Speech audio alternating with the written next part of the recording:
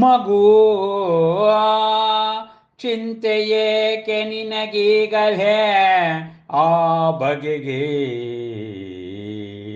ಇಹುದು ಸಾಕಷ್ಟು ವೇಳೆಯದಕ್ಕೆ ನಡಿ ಹೋಗೋಣ ನಾವು ಮನೆಗೆ ತಡವಾಗುವುದು ಭೋಜನಕ್ಕೆ ಏ ಅಮ್ಮ ನಾನೊರೆದದು ಕೇವಲ ಚಿಂತೆ ಮಾತ್ರವಲ್ಲ ಚಿಂತನೆಯೂ ಅಹುದು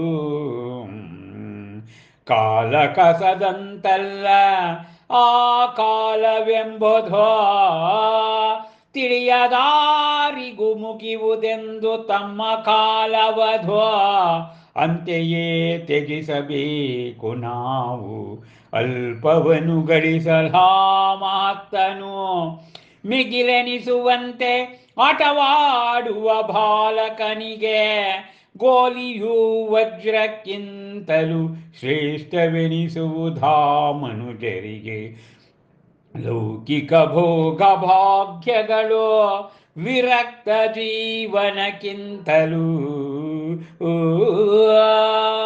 ತರುವಾಯ ಮೇಲೆದ್ದು ನಡೆದನಲ್ಲಿಂದ ಕುವರ ವರ್ಧಮಾನನು ಎಚ್ಚರದಿ ಭಾಗಿ ನೋಡುತ್ತ ಕೆಳಗೆ ನೆಲದಲಿಯ ಇರುವೆಗಳನ್ನು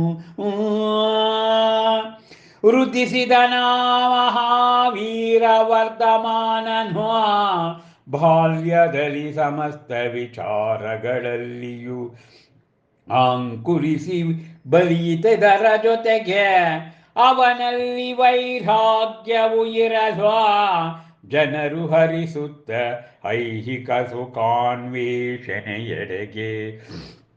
ಮನದ ಅವಿರಳ ಧಾರೆಯನು ತಿರುಗಿತ್ತವನ ಮನವು ತಂತಾನೆ ಅಮಿಷ್ಟ ಕದಡೆಗೆ ಹರಿಯುವಂದದೇ ನಿರ್ಜರಿ ಬೆಟ್ಟದಿಳಿಜಾರಿನಲಿ ರಭಸದಲ್ಲಿ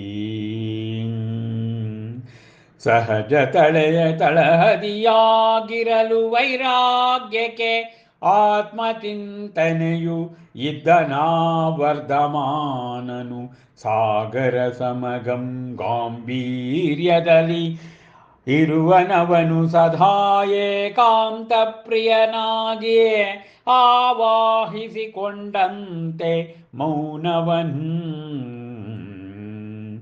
ಇಹನ್ಯನಂತೆಯೇ ಅವನು ಆ ರಾಜಭೋಗದ ನಡುವೆಯೋ ನಿರ್ಲಿಪ್ತನಾಗಿ ನೀರಲ್ಲಿದ್ದರು ನೆನೆಯದ ಮುತ್ತಿನಂದದಿ ಬಿರುಗಾಳಿ ಬೀಸಿದರು ಅಲುಗದ ಬಂಡೆಯಂದದಿ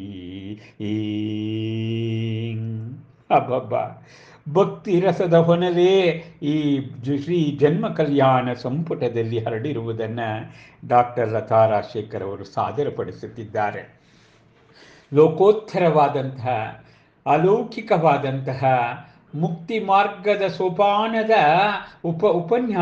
ಉಪನ್ಯಾಸದ ಸರಣಿಯನ್ನು ಹೇಳಿದ ಮಗುವನ್ನು ಕುರಿತು ತಾಯಿ ಹೇಳ್ತಾಳಂತೆ, ಮಗು ಆ ಚಿಂತೆ ನಿನಗೇಕಪ್ಪ, ಈಗಲೇ ಸಾಕಷ್ಟು ವೇಳೆಯಾಗಿದೆ, ನಡಿ ನಾವು ಭೋಜನಕ್ಕೆ ಹೋಗಬೇಕು ಅಂತ ಕರೀತಾಳೆ. ಅಮ್ಮ, ಇದು ನನ್ನ ಚಿಂತೆ ಮಾತ್ರ ಅಲ್ಲಮ್ಮ, ಅದು ನನ್ನ ಚಿಂತನೆ. ಅದು ನೋಡಿ, ಈ ಕಾಲ ಅಂತಕ್ಕಂಥದ್ದು ಇದೆಯಲ್ಲ, ಅದು ಯಾರು ಕಾಲಲಬ್ಧಿ ಅಂತ ಕರಿತೀವಿ. ಕಾಲ ಬಂದಾಗ ಎಲ್ಲರೂ ಕೂಡ ಈ ದೇಹವನ್ನು ತ್ಯಜಿಸ್ಬೇಕಮ್ಮ. ನಾವು ಅಲ್ಪವನ್ನು ಗಳಿಸಲಿಕ್ಕೆ ಮಹತ್ತನ್ನು ಮಿಗಿಲಾಗಿರ್ತಕ್ಕಂಥದ್ದನ್ನು ನಾವು ಕೊಟ್ಬಿಡ್ತೀವಿ, ಡಿವೈಡ್ ಮಾಡ್ತೀವಿ. ನೋಡಿ, ಬಾಲಕರಿಗೆ ಗೋಲಿ ಮತ್ತು ವಜ್ರ ಎರಡನಿಟ್ಟು ನಿನ್ಗೆ ಯಾವ್ದು ಬೇಕು ಅಂದರೆ ಆ ಬಾಲಕ ಗೋಲಿಯನ್ನು ತೆಗೆದುಕೊಳ್ತಾನಂತೆ.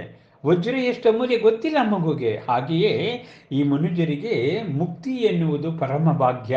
ಅದನ್ನು ಬಿಟ್ಬಿಟ್ಟು ಲೌಕಿಕ ಭೋಗಗಳಲ್ಲಿ ಆ ಲೌಕಿಕ ಭೋಗವೇ ಶ್ರೇಷ್ಠ ಅಂತ ಅನ್ಕೊಂಡ್ಬಿಡ್ತಾರಮ್ಮ ಅಂತ ಹೇಳ್ತಾನಂತೆ.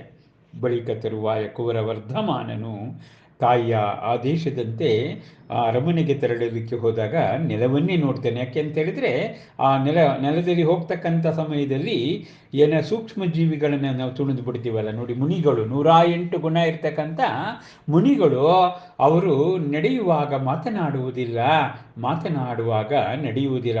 ಅವರ ಕಣ್ಣೆಲ್ಲ ನೆಲದ ಮೇಲೆಯೇ ಇರುತ್ತದೆ. ಯಾಕಂದ್ರೆ ಸೂಕ್ಷ್ಮ ಜೀವಿಗಳನ್ನು ಕೊಂದ್ಬಿಡ್ತೀವಿ ಅಂತ ನೋಡಿ. ಆ 108 ಗುಣದ ಆವಾಹನೆ ಈಗಾಗಲೇ ಬಾಲಕ ವರ್ಧಮಾನನಿಗೆ ಆಗಿದೆ.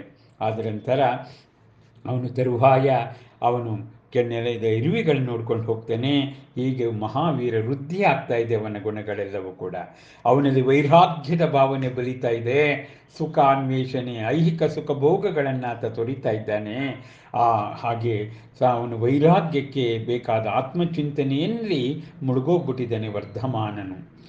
ಅದರಿಂದ ಅದಕ್ಕೋಸ್ಕರ ಏಕಾಂತ ಪ್ರಿಯನಾಗ್ತಾನೆ, ಮೌನಿಯಾಗ್ತಾನೆ.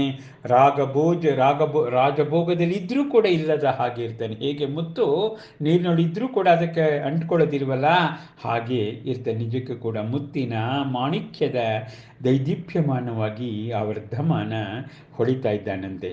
ಅಬ್ಬಾ, ಎಂತಹ ಮನೋಜ್ಞವಾದ ವರ್ಣನೆಯನ್ನು ಡಾಕ್ಟರ್ ಲತಾ ರಾಜಶೇಖರ್ ಅವರು ಮಾಡಿದ್ದಾರೆ.